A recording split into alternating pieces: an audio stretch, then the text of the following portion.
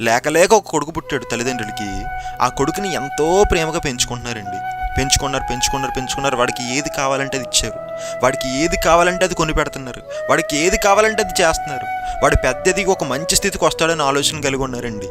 కానీ వాళ్ళ కళ్ళ ముందే పెరుగుతూ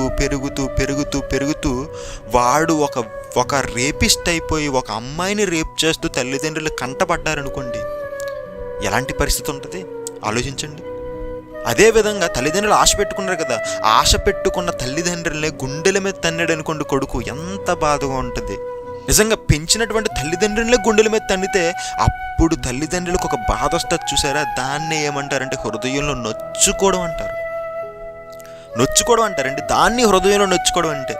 ఇక్కడ దేవుడు కూడా ఏం చేశాడంట, తాను భూమి మీద నరులను చేసినందుకు యెహోవా సంతాపము నొంది తన హృదయములో నొచ్చుకున్నాడంటండి. తన హృదయంలో నొచ్చుకున్నాడంట.